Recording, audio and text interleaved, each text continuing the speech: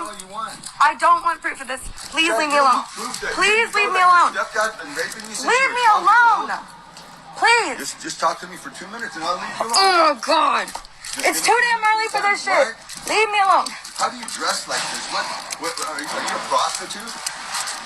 I'm curious. Sir, please leave me alone. That's okay. I don't care. Leave me alone. All you want. I don't want proof of this. Please leave me alone. Please leave me alone. Leave me alone. Please. Just talk to me for 2 minutes and I'll leave you alone. Oh, God. It's too damn early for this shit. Leave me alone. How do you dress like this? What are you a prostitute? I'm curious. Sir, please leave me alone. That's okay. I don't care. Leave me alone. All you want. I don't want proof of this. Please leave me alone. Please leave me alone. Leave me alone. Please. Just talk to me for 2 minutes and I'll leave you alone. Oh, God. It's too damn early for this shit. Leave me alone. How do you dress like this? What are you a prostitute? Leave me alone. I don't want proof of this. Please leave me alone. Hey, men. Leave women the fuck alone. When they're in public, when they're doing anything, you don't have the right to their attention. You don't have the right to step into their personal space. You don't have the right to them. Especially if they're making it very clear they don't want to be talked to. But even when they're not, unless a woman is giving you enthusiastic and continuous body language and signs that she wants to talk to your ugly dumbass, then leave her the fuck alone. Find a date a different way. Okay? It's not clever. It's not cool. It's not cute. It's garbage. It's absolute garbage behavior. And you're a garbage person if you do it. I don't care if it's in public. It doesn't fucking matter. You don't have the right to her. And you need to leave her alone. And this is big. That's okay. I don't care. Leave me alone. All you want. I don't want proof of this. Leave me alone. All you want. I don't want proof of this. Please leave me alone. Please leave me alone. Leave me alone. Please. Just talk to me for 2 minutes and I'll leave you alone. Oh, God. It's too damn early for this shit. Leave me alone. How do you dress like this? What are you a prostitute? I'm curious. Sir, please leave. That's okay. I don't care. Leave me alone. Leave me alone. Please. Just talk to me for 2 minutes. First, let me say that I'm happy that the lady in this video is okay. Second, let me break down what rape culture is. Rape culture is the fact that that man felt that he was entitled to some of this woman's time just because he said, let me talk to you for 2 minutes. It doesn't matter if it's 2 minutes, 5 minutes, 20 minutes. If she said no, no means no. Rape culture is the comments that she has on her video about how she should have just spoke to him or dressed differently. Rape culture is me taking the heat for calling out other men for their terrible behavior. Rape culture is trying to explain stuff as, oh, it's just locker room talk. No, it's not locker room talk. You should talk the same way wherever you are. We all know that rape is not about sex, it's about power. So for you to force yourself on somebody, even if you're just talking to them, is disgusting, dude. Stepdad's been raping you.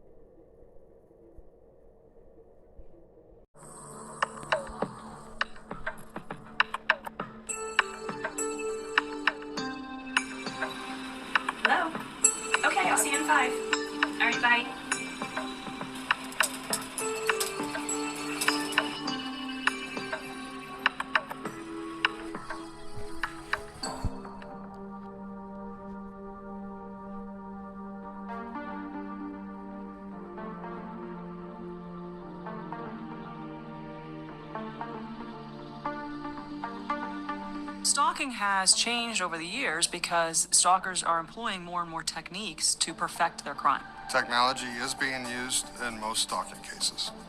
And so there used to be a lot of time and energy involved in stalking someone, and with technologies it has become a lot easier. Technology is great, but it can also be misused by somebody who has the intent to harass you or stalk you as a victim. I was married for 10 years, and my ex-husband was controlling. He became verbally abusive, and I decided that it was just best to end the marriage. Immediately upon speaking with an attorney, things started happening. He started showing up places where I would go. He seemed to know information about me that he shouldn't have. I took a new job and did not tell him where the location was or who I was working for.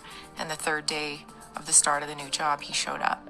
Unfortunately, Sherry's example is very typical. Stalking, finding the victim, watching her, controlling her, those are all indicative of abusive, controlling relationships. And when he was able to appear, even though I hadn't seen him following me somewhere, I started figuring he must have something that's technology related in some way of tracking me, because there's just no way he could know where I'm at, and the timing was perfect. So we have been hearing for years people calling in and saying, I know this sounds crazy, but every time I move, I go to a shelter, I try to do something, it seems like the perpetrator knows what I'm doing. I feel like people aren't going to be able to believe me. So it might start out with harassing behavior, and then it becomes scary behavior, and then it becomes victims who are very afraid.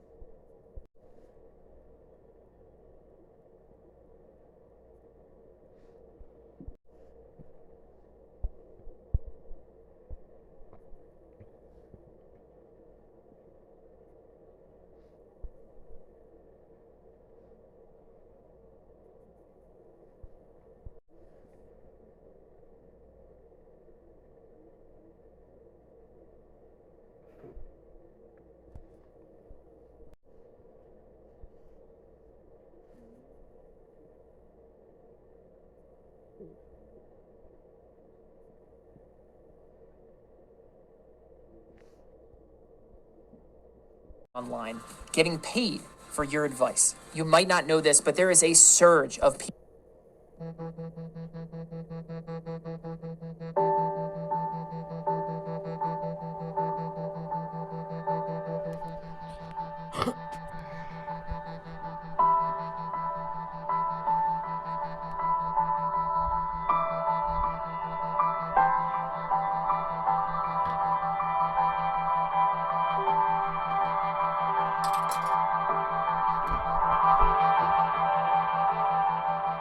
Despite the danger and pervasiveness of stalking, it is a crime that is underreported.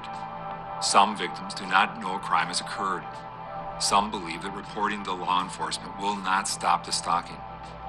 And unfortunately, the last belief is not unfounded. In most cases, reporting stalking to law enforcement does not stop the behavior due to the high rates of reoffending among stalkers. The first interaction between law enforcement and the victim is a critical encounter. It can help determine whether the victim will continue to work with the criminal justice system or seek additional resources.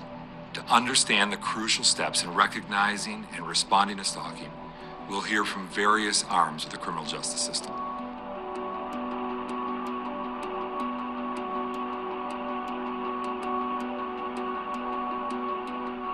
I will venture a bet that in every community, large or small in this country, there is far more stalking going on than we are at all aware of. Law enforcement have to be well trained so that they listen to indicators of stalking, they follow up with appropriate questions, they recognize that victims of stalking are experiencing trauma and that may impact their responses. If you just go one time and look at one event, you don't have stalking. Instead, you have to look at the history. What else has been going on here? What is the precursors to what happened tonight? Basically, understanding dynamics of what constitutes stalking, understanding dynamics of what is going on in the victim's life.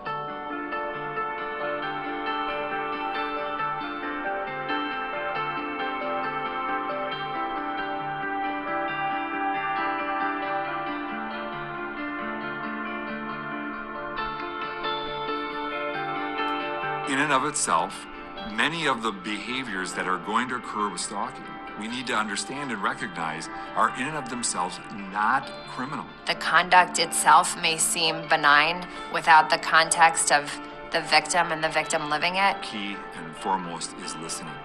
We have to create a connection, a bond with that victim so that we can understand from their perspective what that situation is. There are common acts that stalkers engage in. The types of things that stalkers do, they almost do universally.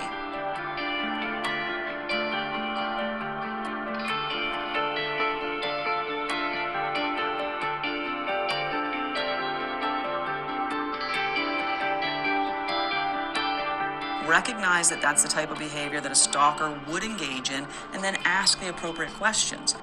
Oftentimes, a stalker will start with the type of approach that is designed to elicit a positive response from the victim. I want the victim to be in my control. I want the victim to engage with me. Now he's sitting outside in the parking lot while, she's inside the house, or he's outside her window taking pictures of her through her bedroom window on his phone, and those things that are very obviously criminal. But then we want to back up and we want to take the time to look at, well, what was happening before that? Because that strengthens our stalking investigation. We need to take the criminal act that has occurred and understand our state laws so that when a person is talking to us and they begin to give us elements of stalking, that we connect the dots, that we put it together, and that we don't only charge for the criminal act that we may be initially responding to, but we also charge for stalking. There's often an intersection between stalking and other crimes, whether they're property crimes, whether they're crimes of a sexual nature, whether they're domestic violence crimes, that there's often other crimes that are occurring while that stalking behavior is being perpetrated. We have to begin to look at the totality of the circumstances. And in collecting, investigating, and corroborating the range of kind of experiences of that victim, we can now piece together a total picture that ultimately speaks to the real implications of this crime. It was a breakup, then it was text messages, then it was emails because she blocked his text messages. He switched to emails, blocked his emails, he switched to social media, blocked his social media. Now he's following her, he's looking for her, he found her, he leaves the cards, he leaves the flowers. And then we have to make that leap to, well, now her tires have been slashed, or now her, windshield's been broken in. Connecting, thinking about context, asking questions that brings that out in victims will help us automatically create a deeper bond and a partnership that can result in success.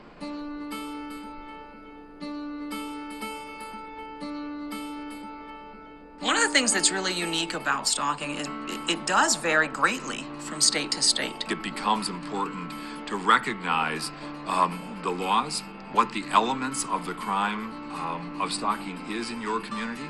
We have to establish that the element that some type of fear has occurred. You have to make sure that you include in your report the fear that this victim sensed, or the intimidation, or the harassment, and you have to make sure that you put that in your report very descriptively so that we can ensure good prosecution. Because fear and substantial emotional distress, elements of stalking, are so subjective, it's often law enforcement's responsibility and role to be able to extract that from a victim with a good interview and with good follow-up questions. So if somebody comes forward and reports to law enforcement, my car got damaged, my tires got slashed, somebody keyed my car, they keyed a swear word into the side of my car.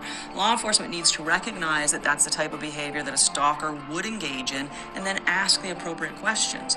Do you have anybody that you're currently having problems with? Is there anyone that you've tried to end contact with? Has the person that is stalking you been subject to a protection order or some other restrictive order issued by the courts? Any other behaviors transpired prior to that they've never reported? And those are exactly the kind of things that either may be lost when they initially come to report the crime and nobody writes it down, and so they may walk away thinking that what they've just reported doesn't matter. The officers that are responding to it need to ensure that they absorb all that information and then report it. I want our sergeants and I want our lieutenants to be looking at these reports and ensuring that when they read the elements or the description of that crime, did we miss stalking or potentially miss stalking?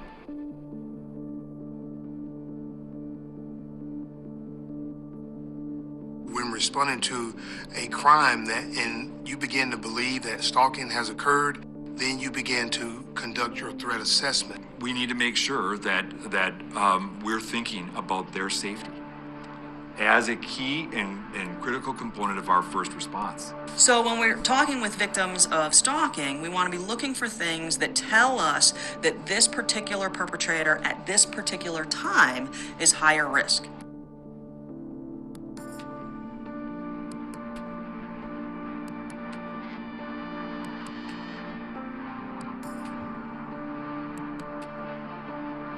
If there has been, phone calls, and then he's sitting outside of her house, that tells us there's a spike in his ability to have direct contact with her. Once you have that escalation, you can see that this pattern is increasing in severity and frequency.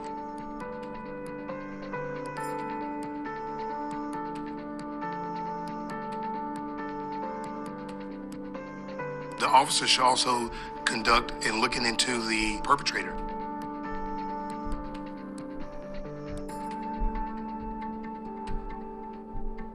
Number one risk factor for lethality is going to be their protection. Send money. Send a smile. Send more than money. Number one risk factor for lethality is going to be their protection order. And not only just a protection order, but have they had violations of protection orders? A protective order gets filed, or there's something that he gets a notice to stay away from her workplace, or there's some type of additional action that happens, that risk might change. And we know that primarily based on the studies and based on my understanding of stalking over the last 10 years, that majority of stalkers are intimate partners or ex-spouses. So some of the things we want to be looking for are particularly offenders where there is prior physical violence. So someone who is an intimate partner with their victim in the past and there has been violence in that relationship.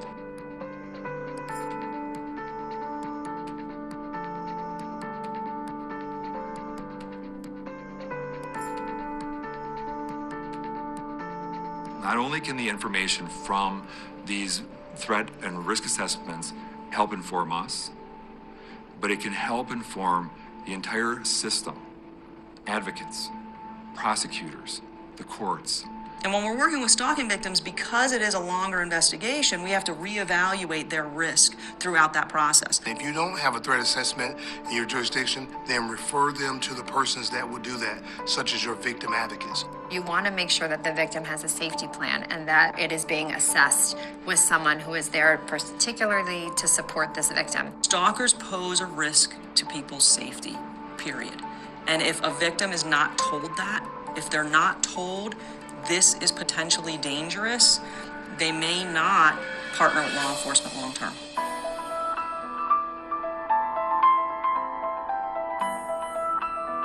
We need victims to understand the reality of what we may require of them, and that we need to help build a partnership with them. because many of these cases may require their ongoing engagement and involvement in order to be successful. It's really important when asking victims to chronicle events that occur in their lives to constitute stalking, is that we also ensure that they preserve whatever evidence they've already received, such as text messages, unwanted phone calls, things that are sent via email, photographs. The first opportunity you have to capture that evidence, capture it. Don't tell a victim, well, go down to station tomorrow and have your phone photographed. No, photograph it right now. You're here with her now. Photograph it now. You will probably then document that report. After you've received all evidence that you can on scene, then I would like to leave the victim with a log. And this is for future occurrences, things that may occur after the fact. That may be things like logging the number of calls they receive, logging the number of times that offender drives past their home or blows the horn or does whatever it may be. We need to help victims understand the key and critical importance of securing all digital evidence that helps build and support our case and our investigation. Just taking a screenshot, emailing it to yourself, just making sure that it's captured in more than one means, so that if a device gets damaged for some reason, you still have that backup. And I think that it's very understandable to just want to erase it and just be done with it. Get a victim to understand it's all important. It's all important. Don't leave any of it out for me. Oftentimes, victims will negotiate with their stalkers, and then they'll sanitize that because they don't want you to be upset as a police officer. So getting that relationship with a victim to the point where they understand you're not judging them, you're not criticizing them. The trust in the relationship is incredibly important, also because things will happen during the delay of a trial. Additional evidence or additional activity may come up that can be added to the charges or will be the basis for new charges.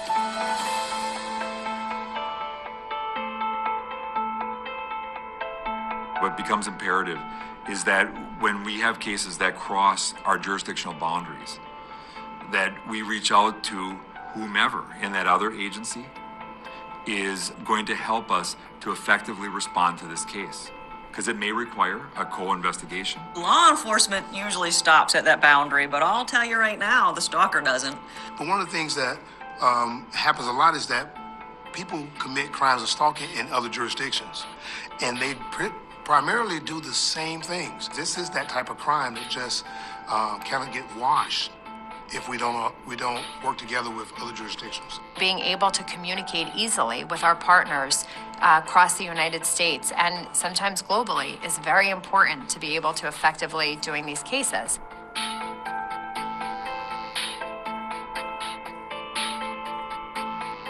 Everyone's experience is an opportunity to communicate and to teach one another, to help, raise each other's capacity about topics that are very relevant to the effective investigation and prosecution of stalking. We know that sometimes prosecutors will administrative release or drop cases, and the only way law enforcement can find out how or why is to go and have that conversation with our prosecutors.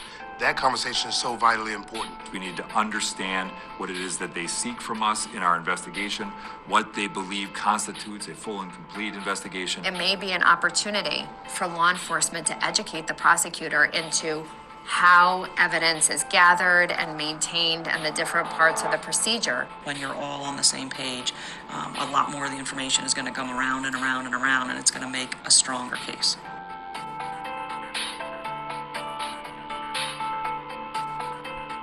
It becomes important that we know what the available resources are in our communities. The partnership between officers and victim advocates is vitally important because eventually our victims are going to go to them and they're going to receive information from the victims that may aid us additionally down the road in our investigation.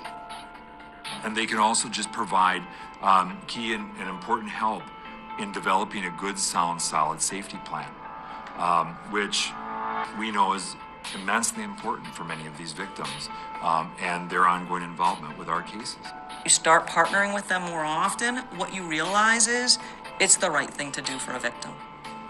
Partnering with victim services is the right thing to do for a victim. Because there are things that a victim will need that law enforcement can't provide. In the agency where I come from, we had to make sure that we communicated that this was an important crime for our officers to investigate. And it lets stalkers know we're not going to let this happen in our community, that we take this very serious, that we have a victim-based response, that we intend to hold offenders accountable. Where policies and protocols don't exist, we still have to make sure we're acting. We can't have inaction while we're waiting for the perfect law, the perfect protocol, the perfect policy. We need to implement what we have now. Training law enforcement to recognize what stalking is, what it looks like, what it sounds like, what it smells like, so that when they're out in the field and they're having contact with victims, it's not the victim's job to recognize that this is a stalking crime. Stalking is a crime. We have to be willing to go back and look at what we did well and the times when perhaps our response did not rise to the level it should have. Just continuing to educate yourself on this crime. It is always evolving, and making sure that you're up to speed on everything, on the legal investigative issues that you need to have. It's in your community. It's absolutely in your community. And if you haven't been trained to look for it, to recognize how prevalent it is, and identify the signs of it, you're going to miss it. With regard to the crime of stalking, it becomes important that we are not part of the problem that results in the continuation of this very serious and insidious crime that's affecting many in our communities.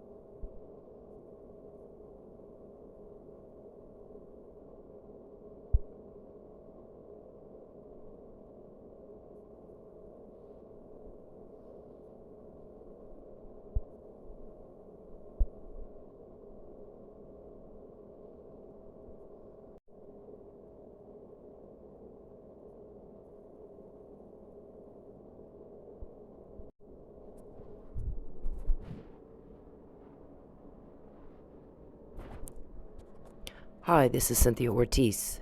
This is the Charles Perry Stalker Podcast, where we document stalking activity, apply the but-for standard, but for that, we wouldn't do the podcasts. It is to save my life, because I'm always in danger of being, he threatens me every day with death, false arrest, economic loss, income loss, property loss. Coercion is a crime in all 50 states. Stalking, hacking, voyeurism are crimes in all 50 states. Coercion, grand larceny with intent to coerce, interference with commerce contracts, interstate or in-state with intent to coerce. Those are crimes. I have no, romantic feelings for Mr. Perry. I moved twice to get away from him and have sued and sued and sued. He buys his way out every time, or they have a secret ex parte hearing, and everybody is starting to notice something's up with that. So 11 times I've tried to get a protective order against him, and 11 times he buys his way out. Or they have a secret ex parte, I think with Judge Cummings, they went duck hunting, and my suit was denied. I did ask for protective orders. I've asked for injunctive orders, and as you can see, I clearly have evidence for that. They won't let me in court to show it. Mr. Perry goes around telling everybody she doesn't have any evidence. Well, let me in court and we'll see. You're proving my case for me by, what's the harm in letting me in court to show evidence I don't have? So he thinks that's how you get a date. We've recommended that he write a book. Great new way to pick up chicks. Voyeur, hack, peep, bother, steal money, starvation, date by starvation.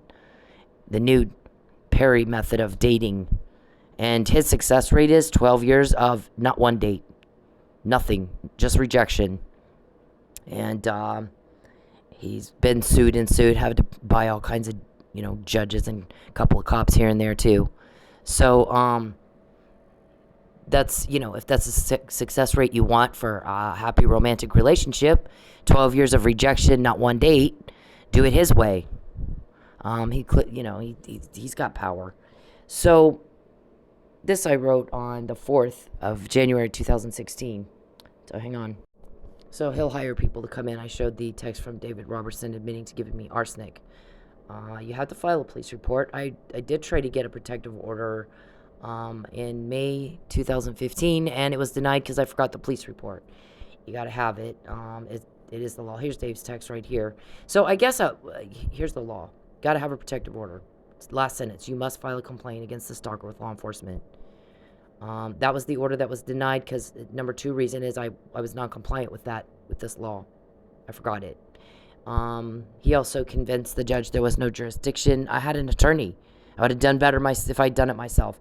Mr. Robertson came into my work. Flat says I work for Mr. Perry, and you are going to change your story or we're going to put you in the lake. That was a death threat. So I guess he denied answering yes to my question, are you giving me arsenic and phenobarbital? All of a sudden I started getting sick after drinking drinks at work. And the person that he denied that to said, I don't believe you because you sent these other texts. See, it looks like you're trying to kill her. So I'm sorry, but I don't believe that what you're telling me is true. I filed a police report on the 21st. And, and then there's the McNamara email too that I had told my ex-husband I'm getting threatened with false arrest. I haven't done anything. He wants to coerce me. This whole email is talking about Mr. Perry wants to coerce a lie. So I'm going to get bribed, and he's threatening false arrest. So I filed that police report on the 21st. See the date right there. And I get arrested on the 29th. I'm arrested for filing a false police report in retaliation for a public servant doing his job. So what happens is, the detective calls me, but not until the 15th of February, asking for the evidence. If you wish to pursue charges, bring me the evidence. I got to talk to you. So what happens in a crime, any crime, especially where there would be evidence, there's the proper collection of that evidence. It has to be bagged and tagged, so to speak, logged into a thing. Has to be properly collected. There's got to be, there's whole procedures and everything in place for the collection of that evidence. My blood needed to be drawn and inspected by a forensic pathologist to see, was it arsenic? I'm asking him. I Googled symptoms and I'm asking him, are you giving me arsenic at work? I'm throwing up. I went and bought charcoal at Whole Foods. The receipts on the docket everywhere. I went and bought Whole Foods charcoal to try to absorb it so I could just go to work. You have to go to work to make money to eat, to pay your bills, to survive. They're doing all this crap to me in my workplace, so that makes work very challenging. I ended up paying Mr. Chadwick, who owned Lady Godiva's, or still owns it, when I worked there, $5,000 in no-show fines. You schedule work and you don't show up. You're self-employed, but you do have to pay a no-show fine. $5,000 is a lot of money to pay your boss because you're too scared to go to work. Or you've been told not to. They're going to do something to you tonight. So, this is the arrest in retaliation for a public servant doing his job. Well, First, they should have established that the police report was false. Well, they obstructed justice, so that couldn't be done, and I lost my evidence. All my blood evidence is gone. They held me against my will for 2 months, letting it work its way out of my system. Also, the video surveillance was lost as well, because there was an escalation at my work, and I would need to go over that with a detective. That would have needed to be properly collected by the police, and they didn't do it because Tulsa police gave my police report right over to the offender, and he obstructed justice and caused the loss of my evidence and perjured himself. Because as you can see from text going back to 2011 to my friends, they were all about Mr. Perry's stalking. And when you hear me say, when you see me say, well, I didn't hurt him and I don't want to hurt him, they're afraid I'm going to hurt him, that meant with a scandal. Clearly, he's pulling up behind my house. He's showing up at restaurants. I go to his manager and I tell him, you need to make him cut it out. Somebody's going to see this. I don't want to be a scandal. I'm not going to be a mistress. I'm not going to be a scandal. I'm not going to be the next Monica. You need to speak with him and make him stop doing that. So what they answered me in response to that was not, thanks for letting us know. It was, we're going to run your business. And I was like, wow, that's the reason I'm freaking out. And I came out swinging with that. I didn't go to the media with this. I kept my mouth shut for 4 years. Only my close friends knew, and the ones you see texted none of them lived in Texas. Not one of those people that are in those texts that I showed earlier, just a bit ago, none of them lived in Texas at the time and don't now, that I know of. They are all in a different state completely. They are not Mr. Perry's voters. I went to my childhood friends that I felt I could trust that weren't going to affect an election. And otherwise kept my mouth shut for 4 years. But for Cheryl Underwood saw him. She saw it. I wasn't even there. So she, there was starting to be some weird things. So I had to tell her because she's with me all the time. But I'm basically telling them, what if he does something to me? I might have to move. I did end up moving. I kept my mouth shut for 4 years. I didn't go to the media. I didn't hurt him. I was trying not to.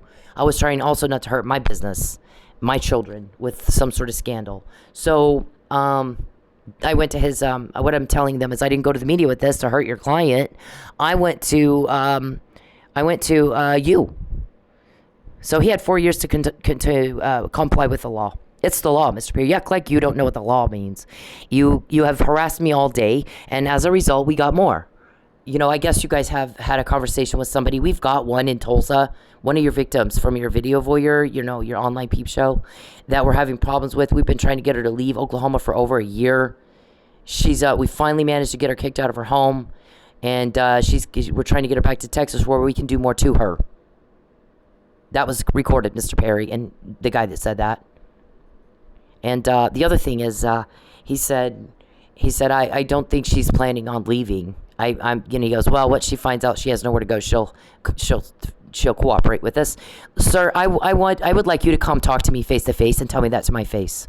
You guys make all these little phone calls behind my back. You have all these little meetings, how to make me fail, and all this stuff, this creepy shit. You have no place. It is not your decision. You don't make that decision, sir. I don't know who the hell you are. I don't know you. You are not making that decision for me. You're going to go to jail because we're getting these recordings for something, right? We're not doing it because we're bored. Surely you know that. So when you got on the phone this morning and you made those comments, we're having one of our girls, one of the victims of our sexual exploitation crime, cause us problems. You have no idea, sir. We're just getting started. We're just getting started. Giving us problems. We need to get her to Texas. We've been trying to get her back to Texas for well over a year. But she won't go. What? Yeah, I won't go. I know exactly what you're going to do if I go. If you really wanted me to Texas, you would have let me and Fabian, you wouldn't have butt into me and Fabian, right? I don't even think I don't think you give a shit. I think you just like talking, being a jackass. That would be about the only way I'd go to Texas. But even that, I promise you, he won't let me go. There's no way he would let me go. Even if I wanted to, and I really don't.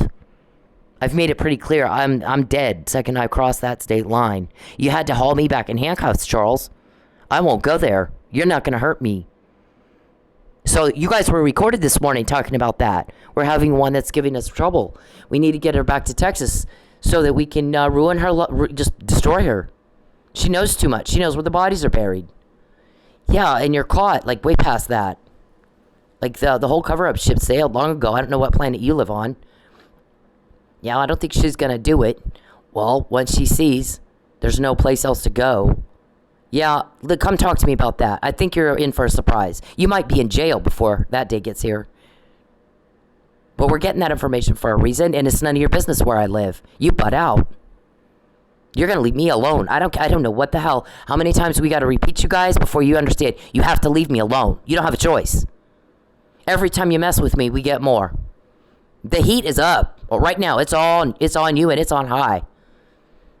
Do you understand? You don't have a choice. It is hysterical that you think you do as many times as we quoted you. And then tonight, she's getting ready to leave. We got to get it. I want you to see if you can get her driver's license. Let me know if she spots you. I did spot him. He did not get my driver's license, but I did spot him.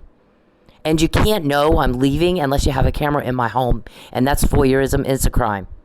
And you can't know what I'm doing in order to know where I'm going to have somebody sitting there watching me. Let's see if she spots you. Unless you're hacking my phone and you've GPSed it and you can see where I'm going. If I'm working for either Uber Eats or Grubhub or DoorDash or one of those companies. I've signed it for 4 different ones.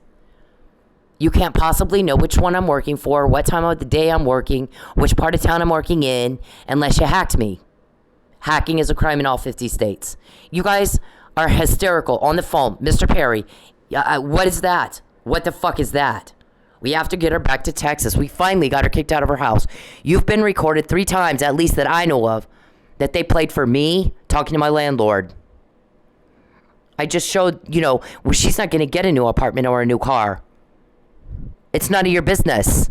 It's none of your business. Get out of my life. Butt out of my business. No one asked you, did they? You are watching me in my house against my will. You're about to go to jail. If I'm quoting you this much, you are about to go to jail. We're doing something with it. It's not for party entertainment. You guys are something. We're having one. We got to get her back to Texas. We've been trying. And the guy said she can't now say she didn't get her new apartment or her new car because I threw a fit. And I was doing that. I told you so. But I did tell you. Okay, you get a recording. And at this point, you're just talking about it. If I'm recorded talking about robbing Bank of America at 9 o'clock in the morning on Tuesday, I'm just talking about it. Now, if I actually do rob the bank at 9 o'clock on Tuesday, now we have not just I robbed the bank on Tuesday, but I did it premeditated. I planned it. It wasn't a spur of the moment. Oh my gosh, I'm standing in line at the bank. I know my account's overdrawn. I'm so broke. I don't know how I'm going to eat. Grab my deposit slip and write, please give me all the money in your drawer and stick it to the I mean, it's not a spur of the moment thing. This is premeditated. This is intentional. You got mens rea, you got the whole thing. The sentencing is usually a whole lot higher when there's premeditation involved. Your intent was criminal. Your intent was malicious. And now you're talking about how you have definitely, matter-of-factly, intentionally interfered with a contract that is none of your business and violated privacy laws to do so. So did my landlord. We think that if we've cut off every other place for her to go and she finally sees there's no place else for her to go, she'll have no choice but to go to Texas. We recorded you saying it. Is it just talk or are you going to go ahead and make it a crime? That's your choice. Got a lot of I told you so. This is one of them right here. Because that email was sent in October 2015. This date is January. Isn't it? And Mr. Powell dropped the charges. He didn't really have a choice there, did he? They wanted me to lie, and I said, no, I'm not going to lie. But I'll just stay quiet if Mr. Perry never contacts me again. And so that's what these bond conditions say. He shall have no contact with me at all, ever. This is a contract. I sued you for breach of contract. Once again, you made a phone call and got my claim dismissed. No decision was made as to whether or not this was a contract. So, that's another, all the civil, illegal activity and the civil claims are going to the criminal. Did you not know that? I think I've already said it like 100 times. You guys act like you have Alzheimer's or something. Look, we're not playing games with you. You're in a lot of trouble. If I'm quoting what you just said, does that not give you some indication you're in a little bit of trouble?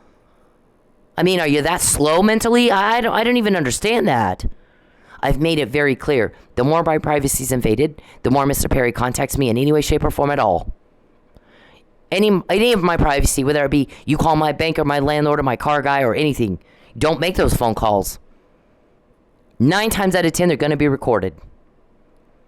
Don't contact me at all. I don't like you, Charles. We are not a couple. You stop bullshitting yourself. You are ridiculous with this.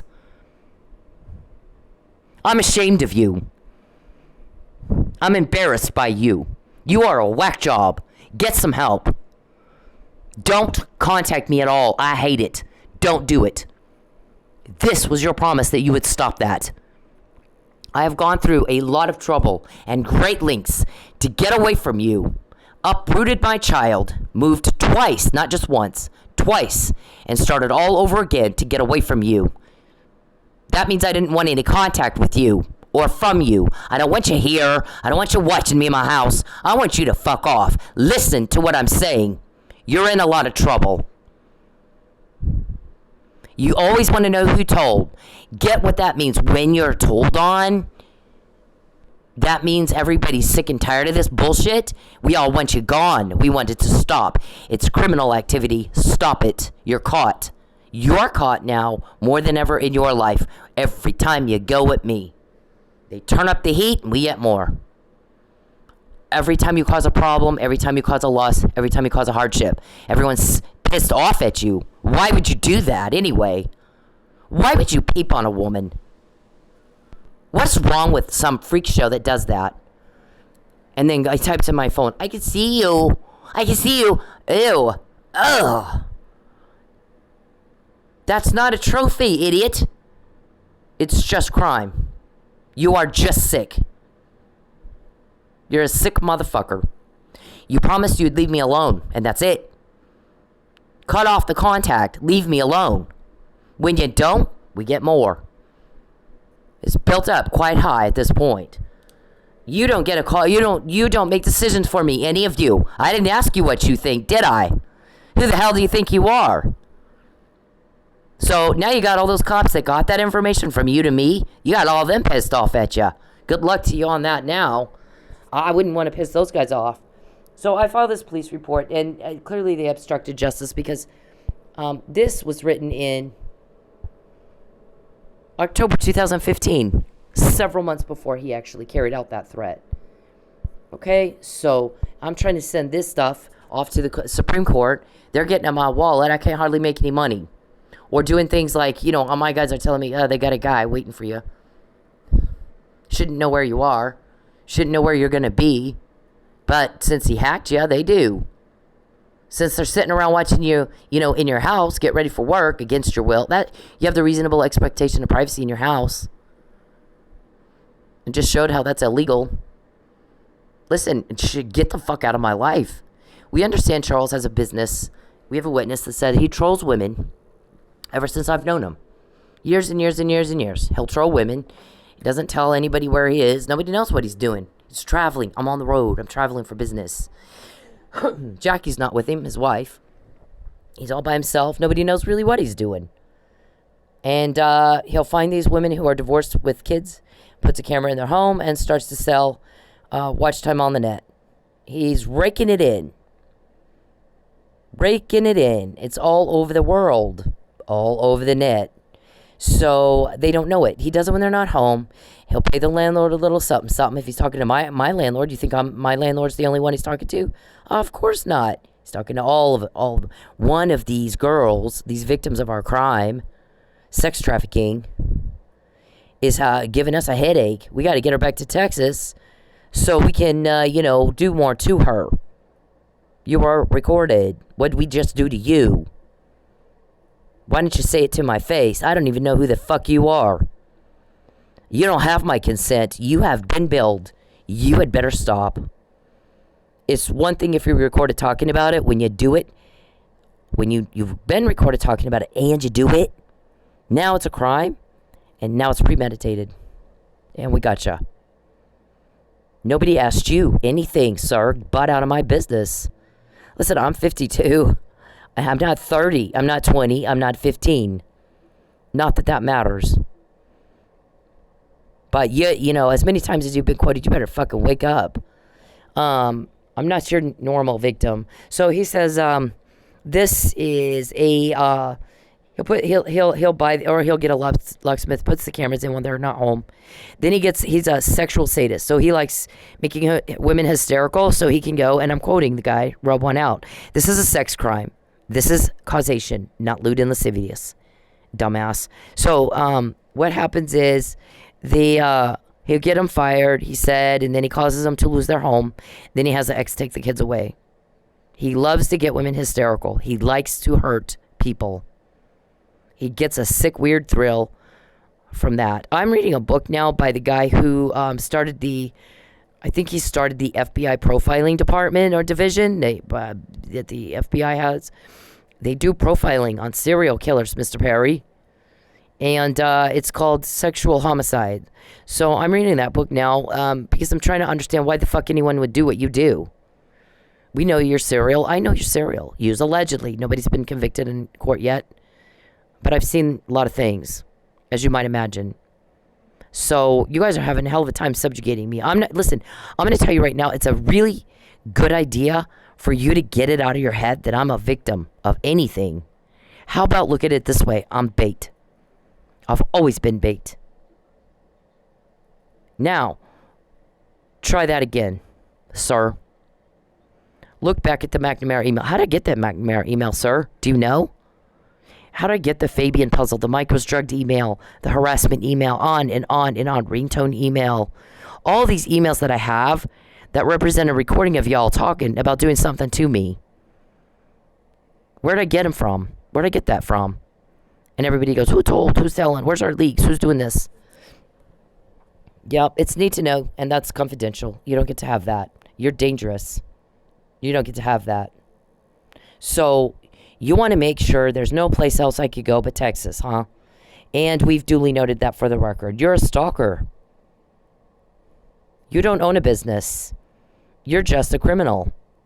Because business owners who are smart business people, they have the intelligence to anticipate civil and criminal liability and get a contract signed and fair compensation. You've been billed $1,000 a day for you getting entertained using my body and my house and my utilities, and you are raking it in while you starve me to death.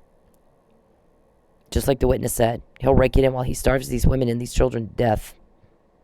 It turns their world upside down. It is awful, and I'm glad somebody's finally putting a stop to it because I'm sick of sleeping with one eye opened. The witness said that. So yeah, you don't get to know anything, Mr. Whoever you are deciding where I'm going to live. I don't think it's up to you. I think you've overstepped. So there's two things that should have been established before this thing was signed off on. One is, when was the evidence collected properly by police and logged into evidence? When was there a forensics inspection on her blood and hair? Where's the evidence, that there was an investigation? And then where's the final police determination after that's all done? And this has only been a week. How could you do that in a week? I'm thinking you probably couldn't. Not do it and do it well. And the second thing is, where's the evidence of a political reason for her to do this? I had moved. I didn't even live there. I'd been gone 1.5 years. Now I've been gone 8 years. And since this didn't get done right, he's been trying to do it again ever since. They have tried to frame me for murder. They've tried to get me to drug traffic. They've tried to get me to sell jewelry somebody gave me as a gift and say it was stolen. They have tried to get me on prostitution because I would do lap dances with my socks on. You're not supposed to have your shoes off, right? Just something simple like, here's a dancer and her feet are fucking hurting because they wear those shoes. We all would wear those very tall shoes. You're dancing. Your feet are going to hurt. Take your shoes off. Oh, it's prostitution. It's really not, but somebody made a law that decided it was. Well, Mr. Perry had all kinds of cops all over me trying to find something. Well, so I asked several of them, what's the deal with the shoes in prostitution? Why is somebody taking their shoes off? Prostitution. There's no action here that would constitute prostitution. You got a girl with sore feet. So why is that law there? And most of them said, we don't really, unless there's some other reason to We don't really do anything with that. We don't really enforce it. But you wear socks. So as long as you have your feet covered, you should be fine. So they tried to get me on that. And I was like, well, but I have my feet covered, so I'm fine. By the way, I danced for 6 years. And I had all kinds of cops all over me, giving lap dances to these guys. And that didn't come up until it's an election time. And I haven't danced for a year. So why is that a problem now? You need a smear campaign? Okay, duly noted for the record. Anyways, so they've tried to do all kinds of shit. And they keep getting caught. Mr. We got to get her back to Texas. I don't know who the fuck you are. This was my shrink, and she basically said, I didn't get diagnosed with any kind of mental illness. They tried to do that too, though, or given a medication or anything. I was treated for post-traumatic stress disorder for what they did to me with this false arrest. And basically what she's saying is that I'm intelligent, articulate, and honest individual, and I'm scared of Mr. Perry. Why wouldn't I be? He's always a threat to me. He's always a threat to me, and I have a tough guy attitude, so there's two things that I do emotionally with my, you got somebody threatening to take your home and your car every day, or your life every fucking day, or your freedom every fucking day. Every day they threaten it. There's not a day that goes by I don't get threatened. It's like, that can be scary, especially once one of those threats has been carried out. Okay, so that makes it even scarier. Well, I have work to do. I have a job to do. I have suffering to stop. So, because I'm not the only victim. We also now have the Millers and the Neelys because they were trying to stop it too. Chief Miller, Manford PD, Mike Neely, Officer PD, Manford Police. He took my vandalism report 6 days before that murder. And you can't beat someone to death and have not a mark on you. And he had not a mark on him. You can't do it. And he was found knocked out, unconscious, in respiratory distress. The first responders determined he was given, he took too much opioids. Gave him Narcan, which counters, and he came to. He got better. He responded. So I was supposed to testify, and these guys like the whole RICO Act violation thing. That's their thing. We're going to violate RICO today. How many different ways can we do that? So they did. And I didn't get to testify. And then now it's, we're going to get her kicked out of her house. And we've got one of our victims that's not, behaving herself. Listen, I'm not a victim. Right next to my name, this one's not a victim. This one's bait. Can you do that for me? I think you'll have a better understanding of your reality if you do that. Because you clearly are confused. I'm not a victim. I'm the bait. Do you understand me? We got so much crap on y'all, it's not even funny. There's got a bigger case, and it's not up. If it were up to me, y'all all be in jail already. It's not up to me. There are other people making those decisions. But believe me, they are asked on a daily basis. Please hurry the fuck up. We're all sick of this. I know that they were giving some room to Tulsa police. It's their jurisdiction.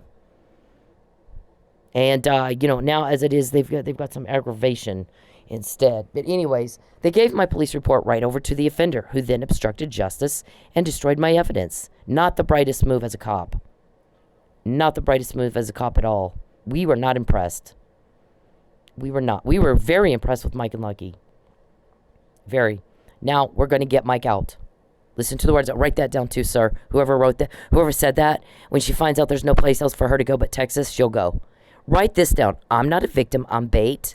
And write this down. They're going to get Michael home to his family. That it's not up to us. Write that down. Because if I heard what you said, you're in some trouble. You're in a lot of trouble. You ought to be shitting yourself right now. So, as scared as I get, though, there's two things that happens to me. It depends on the day and how I'm feeling and whether or not I'm tired or not tired. When I'm tired, when I'm scared and when I'm sad, mostly I just get pissed off. So just so you know, I'm not the kind that gets all depressed and, I don't whine. And you're not going to hear me crying. When I would go to this strip club to dance, when I'd work there, the people that came in as customers heard nothing really about this. Maybe one or two people I would say I have a stalker, and I kind of left it at that. There was not any time ever that I sat there crying and whining and poor me and, oh my God, what am I going to do? Never did that happen. In fact, most people were like, if you meet her, you'll never know she's going through the crap that she's going through. She doesn't talk about it. She doesn't wear it on her sleeve. She doesn't act like this is what's happening. I've just lost my ass. Whatever. I didn't talk about it. Don't need to. I'm not that kind of, that's not my thing. I'm not soap opera. And I'm not, what I'm doing is, okay, fine. We're going to focus on the next step in the process. We're going to use whatever it is they want to do, crappy to me, to prove a criminal case. Not a big deal. It's going to suck right now, but it's going to get better. It's going to be great later. They're giving me evidence, fucking like a gift that keeps on giving. They're just giving, it's like a gold mine of crime evidence stuff. I don't even know what to say. I didn't know it was possible for anyone to be this stupid, but I guess it is. Criminals are stupid and short-sighted. Because here's the thing, like I'm not saying the guy that gave my police report to the offender was a criminal. Please don't take it that way. What I'm saying, though, is all in all, there's some short-sightedness. Because if you think about it, if you were thinking about it, this guy has a problem. He's committed a crime in my jurisdiction. And it's likely not the first time he's done this. And it's sure shit not going to be the last if I don't put him in jail. So it's up to me right now to do the right thing. Or he's going to create another victim, and he may do it in a jurisdiction that won't put up with it. And then now I'm going to have to explain why the fuck I did what I did. Kinda, that's what's happened. Because he committed the other crime in Manford, and they weren't putting up with it, and they killed the cop. They killed the damn cop. You're a cop family. I was raised in 4 generations of cop. It doesn't get more cop family than me.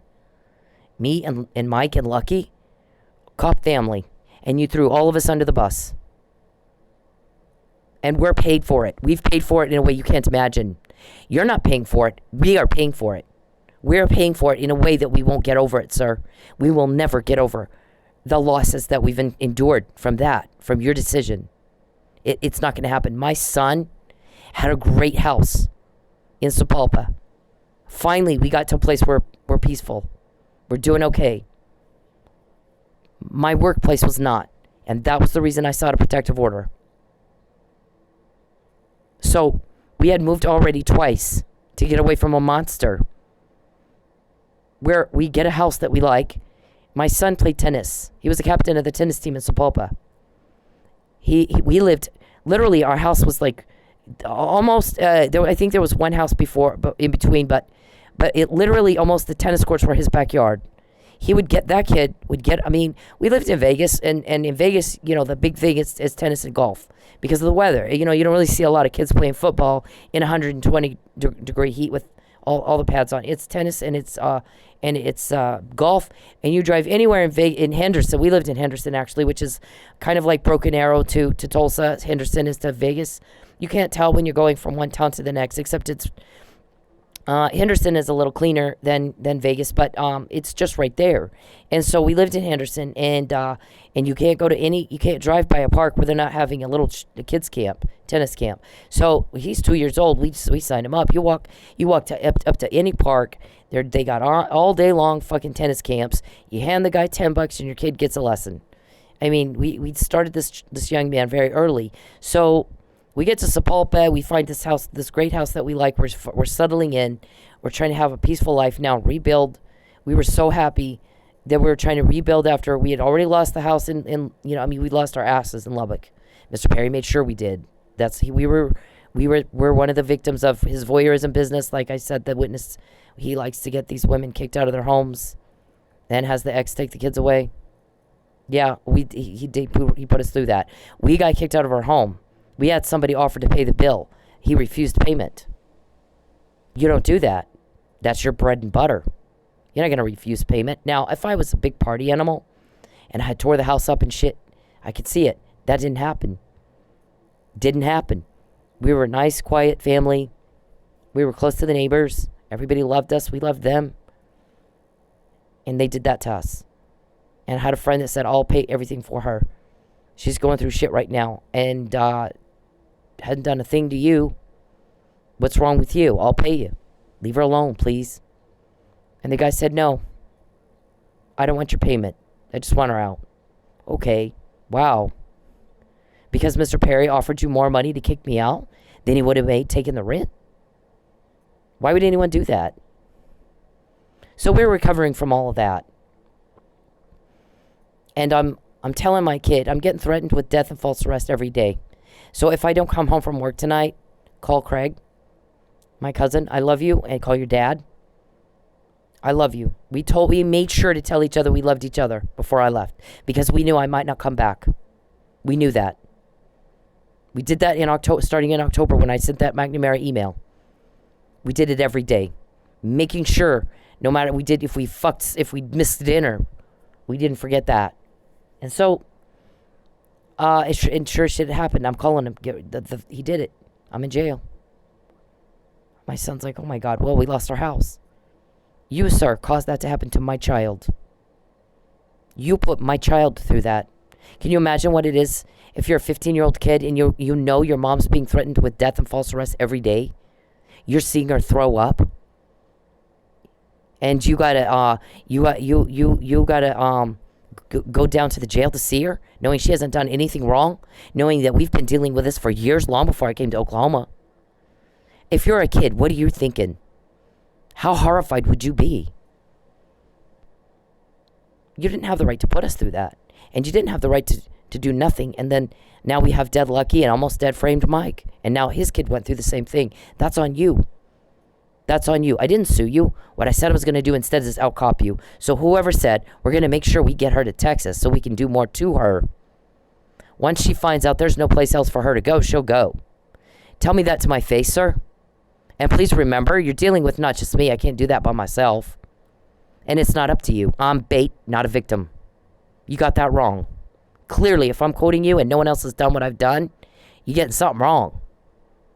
And you can't act with precision and accuracy if you don't properly assess your situation, and you're way off base. Way the hell off base. So what happens to me is when I get scared, because believe me, I get scared. My guys did not tell me that they were going to let them arrest me. They didn't. We need you to look authentic and real. If you know that we're going to let him do it, and then, we're going to use it against him, you might not be as upset as I want you to act like I want you to be upset. Oh, thanks. Gee, okay. I wasn't real happy about that, but I get that if it's helping the greater good, fine. Fine. Either way, you shouldn't have given my police report to them. Right over to the offender. I'm cop family. I said I'm going to outcop you. I have. I hope you're catching that. I don't know who did that. I've not even, here's the thing, I've not made a big deal out of which cop did that to me. I've really not. I'm telling you now how you feel about it. And I'm telling you that every time I walk out of my house, I'm scared and I'm sad. I want this over and done with. I have to go anyway. You have to live. I have to live. And if people saw me in the strip club at work, they had no idea there was anything wrong. I made sure. I just, I know how to compartmentalize and suck it up. You suck it up, and I get pissed. I'll get pissed before I cry. But when she says I'm scared, she's not shitting you. She talked to me I met with her twice a month for an hour, sometimes two. And I think once or twice we were only able to get our schedule together once a month. But each month, most of the time twice a month, most of the time for 2 hours, an hour or two. So we had a lot of time to talk, didn't we? So she would know. And she's a trained professional, isn't she? So she's going to probably have a better idea of my mindset than a lot of people. And because I asked her, which she kind of goes over at the first part of her letter, I'm telling her if we go to trial, I'm thinking we're going to trial. Because I'm not going to plead anything. I'll see you in court. And if we go to court, you don't have you lost my evidence. So that is evidence in and of itself, is it not? Destruction of evidence is evidence, Mr. Perry. If you've killed your wife and there's blood everywhere, blood splatter and pooling and blah blah blah, you clean it up, then you've shown consciousness of guilt. You knew what you did was wrong. I have a friend. Hang on a second. Okay, so I have a friend that had I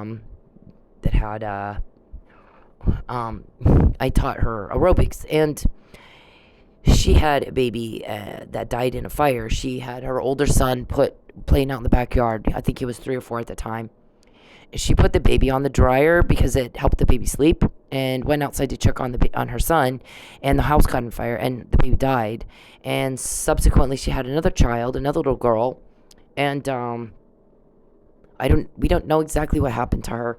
This girl never yelled, she never screamed, she never got violent or anything like that. The most I saw her do if she was mad was kind of purse her lips together, and you knew she was not happy, but I never saw her yell. I never saw her get upset or violent or anything like that. So she somehow snapped and stabbed her kids 200 times each. The boy was 9 years old, and the little girl was like 3. It's Christina Gracie Vasilev. So like if you Google Tanya Vasilev of Chicago, that's her. It was a bad situation. She was found incompetent to stand trial and sentenced to a mental hospital. When I heard that she did this, it was hard for me to believe. If you know her, or you knew her, it was hard to imagine. Actually, the way I found out about it, it was on the day, actually, that I met with Senator Harry Reid, and I'm telling my friend about that appointment, and I look up at the news, and it's Bill O'Reilly, and I see my friend on TV stabbed her kids, and I'm like thinking, that looks like Tanya, but Tanya's a really good mom. There's no way she would do that. And I kind of walk into another room, and I'm thinking, how can two people look that much alike? I think that's her. I go back into the room where the TV was, and I'm watching it closer, and I tell my friend, I have to call you back. Something is on TV. I think that my friend stabbed her kids. So I hang up the phone, and I'm watching the news, and I knew once I heard her that as I walked back in, they were playing the 911 tapes of her husband, who was from Bulgaria. So I heard his voice. Once I heard this voice and the accent, I was like, oh my God, she did. It was awful to see that. It was so shocking because that's not the person I knew her to be, and they think she had postpartum depression, and some coupled with post-traumatic stress disorder, even still from the loss of her baby. I can imagine that would have been very traumatic to put your child on the dryer to sleep, and you walk outside and your house catches on fire and the baby dies. She was even burned trying to get to the younger little girl.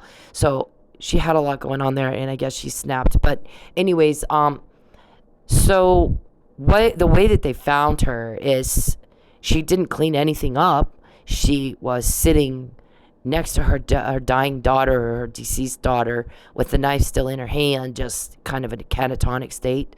So she showed no consciousness of guilt, no indication that she knew what she did was wrong. Gets to the police department, they're interviewing her, and she says, I didn't do anything wrong. My kids were under threat of molestation and from this guy, and I'm trying to save them. I sent them to heaven. So for her, she qualifies clearly for mentally, there's laws of what establishes consciousness of guilt in mens rea and insanity defenses. With insanity defenses, you can't assert that if you're cleaning up your mess.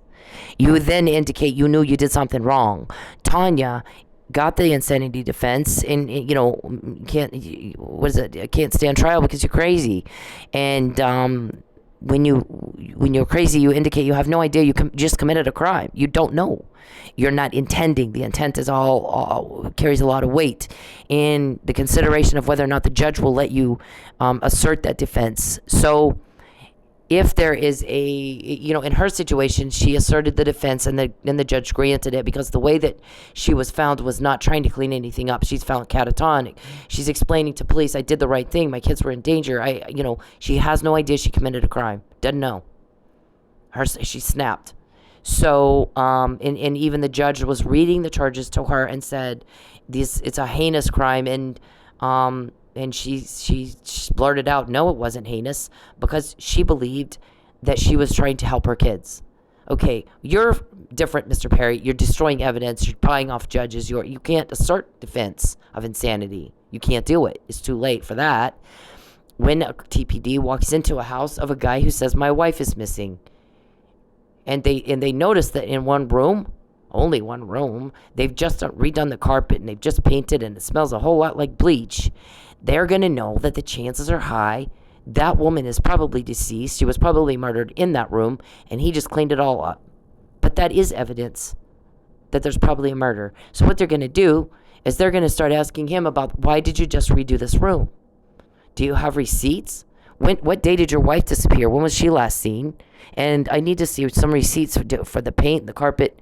If you did this all before she disappeared and she's been seen since, the chances are less likely that he murdered his wife in that room and he's trying to clean it up, right? If he's buying, if he's buying, paint and carpet and all that stuff, and they did that on January 15th, and she's been seen by work and by all her friends and family and blah blah blah until the 31st of January, and then she disappears. Well, that's not cleanup. That's they redid the room. But if she's disappeared on January 15th and he does that on the 17th or the 16th, something's wrong. Probably she was killed, and she was killed in that room, and he's trying to cover it up. Same thing, Mr. Perry. You're destroying evidence. That is evidence. You're not fooling anybody. You're implicating yourself. Like with Officer Neely, you didn't come out and say, you're right, he has nothing on him. Not a thing. We didn't do it. We don't want to be suspected of that murder. We don't want to be suspected in any way linked to it at all. No suspicion, no appearance of that or the vandalism. We had nothing to do with it. And so, let's find out who did. That's not what you did. You suborned perjury. You began your economic abuse, domestic violence on my life every day. I don't want you to watch me. You're a turnoff because you do that. You are for 12 years rejected and told on and told on and told on and told on, and your crime has never been this caught before since you attacked me, and you're not getting that. I'm bait, not a victim. Write it down. And I know because you're stupid, I'll have to repeat myself. Right? I mean, you guys are... For as many times as you have to ask me who told on me, which, by the way, is a confession, Mr. Perry, then, and you keep going at it, and you think, I mean, what planet do you fucking live on? So, anyway, what I was saying about Dr. Russell, hang on a second. Okay, so what happens is I ask her, I go, I think we're going to go to trial, because I'm not going to plead to anything. I didn't commit a crime. I followed the law in the state where I live. I didn't have a choice. They didn't do an investigation. They obstructed justice. So I got to find a shrink that will test me and tell them she's not delusional, actually. She's fucking not. You're full of shit. So she goes, I can't do it. I'm treating you for this other thing and ordered by the court to do so. So what I'll do is give you some names. I don't know if she had given me, I think she gave me some names. Some other people gave me names. So I end up calling one, and I said to him, I need you to test me for delusion. And here's the situation. And I need you to testify in court. I need to know, how long is this going to take? Well, it takes about 2 to 3, sometimes 4 hours. Okay. And I need to know, how much is this going to cost? Well, about $2,500. Okay. And then he goes, well, I need your evidence. First and foremost, I got to have your evidence. And I said, okay, well, they destroyed some of it. And he goes, what do you mean? Well, I got a video, and they didn't test me for arsenic, or I don't know if arsenic was what they gave me. I asked him, and he said yes. All I know is I was getting sick. So I don't know exactly what he was giving me. I believe it was arsenic. I wasn't tested. And he said, okay, we'll stop right there. The way I diagnose delusion is you and I are looking at the video together, and you're telling me what you see. And if you see something that's not there that I don't see, you got delusion. But if they destroyed your evidence, then you probably don't have delusion. You probably have somebody after you. And he tries to cover it up with a lie. Oh, yeah. See, sometimes these forensic psychologists know what the hell they're doing, Mr. Perry. So he said, I'm surprised that the Lubbock, they had a Lubbock a psychologist that gave even any kind of indication of anything at all without looking at your evidence. As you can see, I won't. I will not, tarnish my reputation that way or compromise my license. I mean, I'm highly respected in the state. I'm not gonna come to any conclusions at all without seeing your evidence. And if they destroyed it, then I would say you're probably not delusional. So there's that. So we've got, and then Mr. Powell, she was tested for competency to stand trial. And I was, because you lied. You needed a lie. Thing is, I'm in criminal justice college now, my 3rd year, with a 3.89 GPA, while I'm going through all this shit with you guys attacking me all the time. You're always coming here. I just showed the text. I just showed it. I don't know David Robertson from Adam. He had no motive to want to kill me, but for Mr. Perry hiring him to do so. So the femicide rate of stalking victims is like 75%. We have Rebecca Schaefer, who was murdered by her stalker. We have Jodie Foster had stalker John Hinckley Jr., who tried to kill the president and was disappointed she wasn't impressed. These guys are kooks. We have Drew Carey's ex-girlfriend was murdered by her stalker, and she had a tricky situation in that I guess one day she's in the shower and he got in her house somehow, and these guys get in your house. Isn't that creepy? It's fucking creepy. So she got he did something to her computer, and her friends were like, call the police, and she's like, I was in the shower, I didn't see any. I mean, and that is tough for a stalking victim to have to report that. She's working on her computer and it's fine. She goes to take a shower, she comes back out. There's not really any sign of forced entry. I guess at some point he had a key, maybe made a copy, I don't know. But there's not always signs of forced entry. Doesn't mean there wasn't a break-in. And a good cop will catch that. A good cop will know. In fact, Mike Neely and I talked about that. I said, there's no sign of forced entry. They always get a key from my car dealer to my car. They'll pay him a little something. And he gives them a fucking key to my car. Well, we've had these conversations that you guys recorded. Terry, didn't you tell her to put the registration in the glove compartment? It's not in there. Well, how would you know? But you got a key to my car. And you were digging around in my glove compartment illegally. That's not your car. That's my car. Do you want people going around and doing that shit to you? Do you? Do you like getting recorded? My guys have a court order. Or a leak. Informant. So, you don't have that. If you don't like them recording you, then get out of my privacy. Every time you guys do something to me, they go at you hard. Every time Charles Perry contacts me, I'm here, I can see you. Oh my God, ugh, yuck. Why do you think I would like that? Why in the fuck do you think I would like that? Write a book. We found a new Charles Perry creeper peeper method of dating. Starvation, date by starvation. And peeping and hacking. I mean, into my great results for my new method is that in 12 years, not one date, but all kinds of court cases, all kinds of, protective orders she's trying to get. I had to buy all kinds of judges and cops, damn it. That's the result of buy my book. It's a great how-to book. You're off your nut. So, whichever guy said that, mind your own business. No one asked you what you think. I'm not a victim, I'm bait. And I've said that. You just got hooked.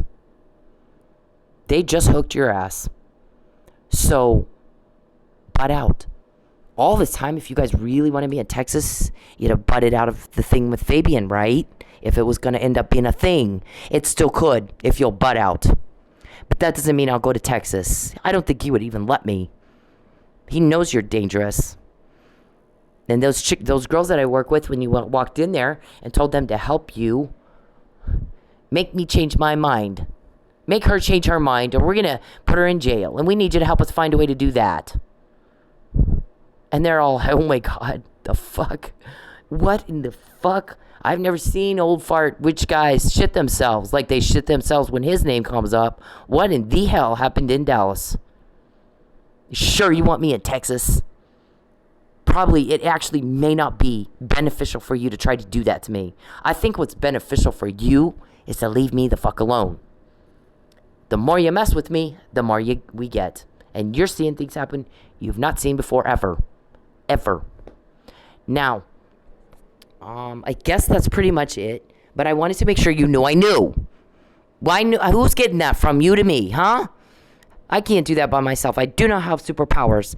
And Mike doesn't either. We don't have that. I mean, you guys are something. So, you're making this so easy, it's not even fair. You know what we'd like to see happen is there's no more suffering. We are trying to stop the suffering you're causing. Not just for me, but for the Millers and the Neelys. And we can't get Lucky back. There's very limited what we could do for them. We can get Mike out of jail and get him home to his family. What I don't want, Charles, is you anywhere near me. I've made that very clear. When you continue to force yourself on me, when you continue to butt into my business, when you continue to invade my privacy, my guys turn up the heat. We're sick of it. We don't want to hear what you have to say. Shut up. Shut the hell up. Will you please shut up? We didn't ask you. We're tired of repeating the same thing. People hate that. People don't like the way you're acting. And if you can't watch the TikTok thing, the little girl, and tell that people don't like the way you guys are acting, it's offensive. You're disgusting. People don't like it. And you're being stopped, then you really are very, very mentally slow. You're not all there. Mr. Perry, I really need you to understand the words I'm saying. Everybody's questioning your mental status. You have to respond properly to what's said to you. You have to. You don't have a choice. It's causing you more problems than you know. I said, don't contact me. And the more you do, the more we get. It's like you like that. You get up and do the same thing every day that gets you rejected and told on. It's like that's what you want. It's like that's what you want. You're never going to get a date with me. You disgust me. I have a deep, deep, deep, deep disgust for you and nothing more. I've made my wishes very clear. You got antisocial disorder? You're not even trying to prove our shrink wrong, she said. She goes, I thought for sure he'd try. He's not even trying. That means he can't. He's truly a mental case. Truly a mental case. She uses different professional words. I really don't feel the need to do that. I don't owe you that. I don't owe you that. I'm sick of being embarrassed by you. I'm sick of it.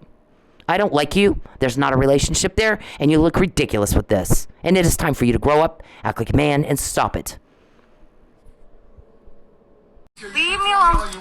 I don't want proof of this. Please leave me alone. Please leave me alone. Leave me alone. Please. Just talk to me for 2 minutes and I'll leave you alone. Oh, God. It's too damn early for this shit. Leave me alone. How do you dress like this? What are you a prostitute? I'm curious. Sir, please leave. That's okay. I don't care. Leave me alone. All you want. I don't want proof of this. Please leave me alone. Hey, men, leave women the fuck alone.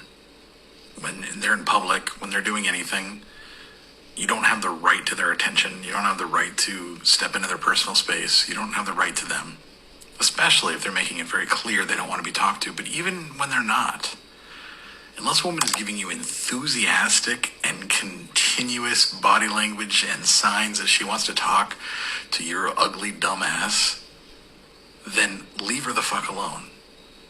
Find a date a different way. Okay? It's not